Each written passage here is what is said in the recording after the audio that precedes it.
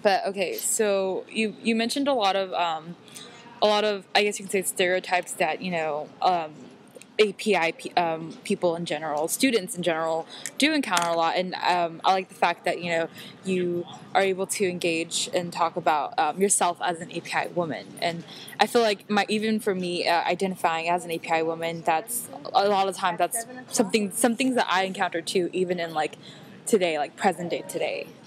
So, yeah. So thank you for sharing that.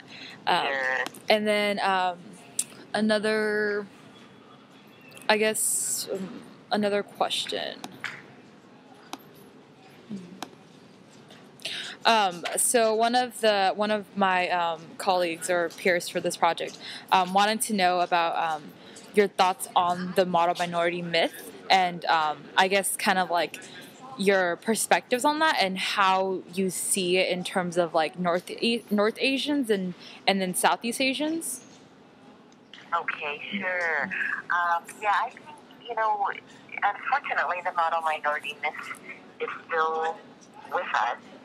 And, I think it's very, I think it's confusing to a lot of people because I think on the one hand, um, some people feel like, oh, well, it's a positive thing to say, Asian Americans have been, very successful and they've done well. But at the same time, there's a lot of problems with it because it does overlook, the many Asian Americans and Pacific Islanders who do have a lot of problems or, who may be in lower socioeconomic status, etc. So I think one of the issues is that a lot of times all the Asian American groups are all lumped together. Mm-hmm. And so when data about, education levels or income levels are looked at, they say, oh, look, AAPIs are doing really well and they're, going to college and, getting jobs. But when you separate the groups out and you look at some particular groups like Cambodians, like Pacific Islanders, and some other Southeast Asians, like you realize that not all groups are equally successful, and some are really still struggling to complete high school and to get into college and to graduate from college. So I think it can be very misleading, and unfortunately, because of the model minority myth, many times we do overlook those Asian Americans and Pacific Islanders who do need help, who do need the same kind of support and special programs like EOP or things like that, that, they might not typically be thinking about. So, I think there's still a lot of work for us to do around this and to educate people about the fact that, this does not hold up. It's really, it's really, there's a lot of problems with it, and it really hurts people because I think just from like my own field of study is psychology and mental health. And I think one of the effects of the model minority myth is the fact that if people think that, oh, Asian Americans are, doing pretty well, we don't really have to study them for mental health problems. They don't really have mental health problems. They don't have alcohol problems or gambling problems. So we do know that Asian Americans do indeed have those problems, but yet many times we've not been able to do a lot of research and study because of some of those attitudes about the model minority myth. So it can impact us in many different ways, and I think it's important to educate people that there's a lot of problems with it. Mm-hmm. Yeah, I definitely agree. I guess just to give you a little background about myself, about like, I am Hmong, and that's considered part of like the model minority myth, and so like, it's very underlooked community and whatnot. So definitely something that I am like very interested into like addressing, making it. Right. So that's good. Where did you grow up? Did you grow up in California? I grew up in Fresno. Yeah, so very Hmong populated, and so like part of like even now today, like aside from being a student, I'm working very hard in as extracurriculars to kind of like create a better community, and to get more awareness and involvement about the model minority myth and how much negative effects it has on certain ethnic groups, and so. Yeah. Okay. And then the next question. This is more of a political issue, but I don't know if you don't have to speak out about it if you don't want to, because I know that some politics can be very controversial for some individuals.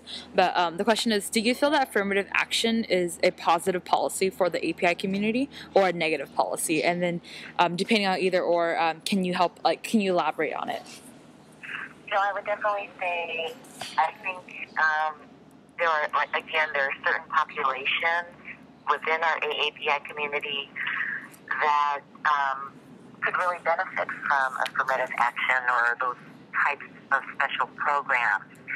And I think it depends on some of the particular fields and professions as well. That there are some areas that Asian Americans tend not to go into. So I think it's kind of a complicated one. I think it depends on some of the particularly which group we're talking about. Mm-hmm. But I think that race and ethnicity should be a factor consideration, not the only one, when we look at admissions for programs and jobs. I mean, I do agree with that. Mm-hmm. That's good. Yeah. Affirmative action.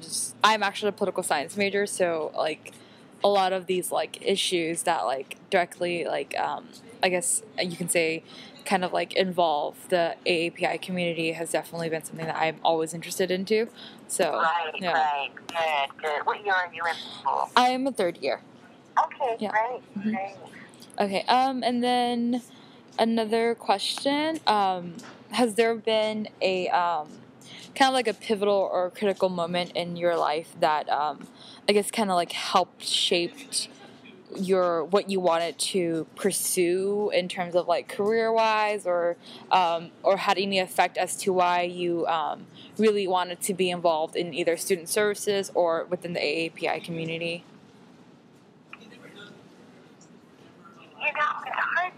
It's hard for me to identify one thing that I think made me decide to go into this career path. Because actually, when I was going to graduate school in psychology, I didn't really know that I'd be going into student affairs, student services. I think I did think that I would want to teach in some capacity, but I didn't know if I was going to go for a straight faculty position. Mm-hmm. And I really think, once I started to work at UC Irvine and realized just how much I enjoyed working with the students and how much, I felt like it was a very fulfilling and satisfying career that I thought, this is kind of where I would like to probably see my career develop. So, I think it really wasn't until I started doing it and realizing how much I enjoyed it that I thought, this is where I'd like to be. Mm-hmm. And then I think I realized along the way that, there were very few Asian Americans and especially Asian American women in higher administrative positions. So I kind of felt like, if opportunities come up, mm-hmm. maybe it's our responsibility to try to take advantage of those because, if we don't do it, no one else is going to do it. So I think that kind of, just made me realize there's such a need for more Asian Americans, but also other ethnic minorities in higher positions in higher education. Mm-hmm. And I think if we're not in those positions, many times our needs are not heard. Yes. It's hard for other people to advocate for some of our specific needs. Mm-hmm. So I guess that's how I would answer that question. Okay, sounds good. And